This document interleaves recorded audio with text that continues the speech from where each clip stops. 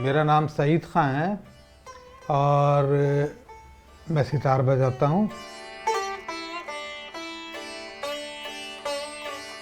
बहुत पीढ़ियों से सितार हमारे यहाँ बजता चला आ रहा है। गाना, सितार, तबला ये हमारे ख़ानदान के अंदर इसकी परंपरा रही है।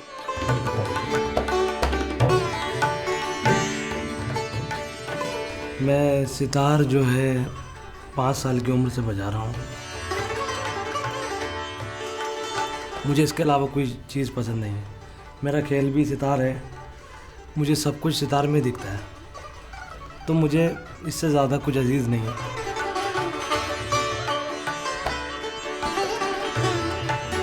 गिटार और सितार में तो खैर ज़मीन आसमान का फ़र्क है, क्योंकि इसमें कहाँ ये वेस्टर्न, कहाँ वो क्लासिक। एक गायकी अंग इस गिटार पे, एक नॉर्मल गिटार, एकॉस्टिक गिटार पे थोड़ा सा मुश्किल पड़ता है। और मेरा ख्याल है अभी तक तो कोई है नहीं, और कोशिश करूँगा कि खुदा मुझे ही बनाए ऐसा कुछ कि मैं ही मतलब सिर्फ इसमें ही रहूँ। सितार का ताल्लुक़ जो है वो हज़रत अमीर खुसरो से है। उस ज़माने में 3 तार का सितार हुआ करता था, उसको सह तार बोलते थे। चेंज होता रहा, कुछ ज़माना बदलता रहा, तो इसमें फिर तारों की बढ़त होने लगी ज़्यादा, तो कुछ उसका अलग रूप बदलता चला गया। ये जो ऊपर होती हैं ये खूंटियाँ हैं, ये ऊपर के तार कहलाते हैं, और जो ये नीचे होते हैं इसको तरब बोलते हैं। इससे एक साउंड जो खनक होती है वो पैदा होती है, जो तरब होती है। इसको हम गुड़ुज बोलते हैं, जिसको ब्रिज भी कहते हैं। ये इसके ऊपर तार रहते हैं, जिसमें तार लगाते हैं, इसको लंगोट बोलते हैं। ये जो है इनको पर्दे बोलते हैं, जिसका जिक्र हज़रत अमीर खुसरो ने भी किया है अपनी एक पहली के अंदर। जैसे एक जगह उन्होंने कहा कि औरत नहा ना सकी और सितार बज ना सका, तो उसका जवाब था पर्दा ना था।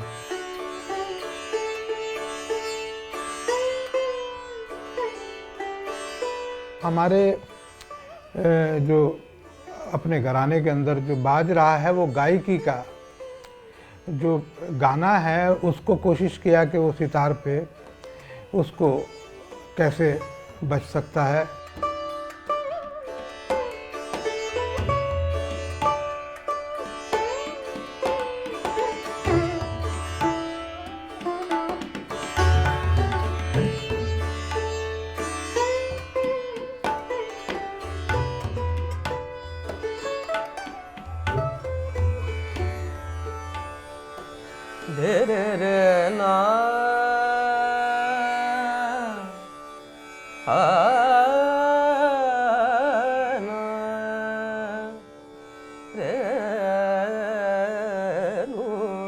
मेरा नाम फरीद हसन है और मैं दिल्ली घराने से ताल्लुक़ रखता हूँ।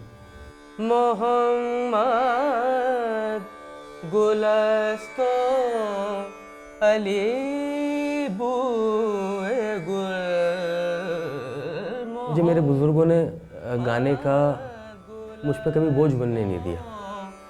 अली बूए गुल। उस वक्त पे तो खेल था कि मैं तानपुरा छेड़ रहा हूँ या तबला कुछ बजा रहा हूँ या जो भी हाथ में मेरा आ रहा है, तो म्यूज़िकल इंस्ट्रूमेंट के साथ वो खेल था, क्योंकि उम्र बचकानी थी। मगर फिर वो एक उम्र जब मैं थोड़ा और बड़ा हुआ तो फिर मुझे उसकी कदर हुई कि ये हमारे लिए कितने एहतराम की है चीज़।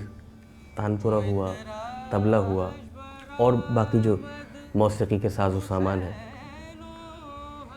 तो उस वक्त मजाक था, लेकिन वो मजाक करते करते फिर वो पैशन बन गया।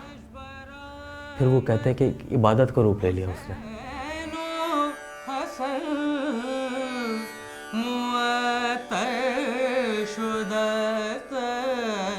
ज़मीनो ज़मन गूंदेलारी मलन फूलों का सेरा गूंदेलारी मलन फूलों राज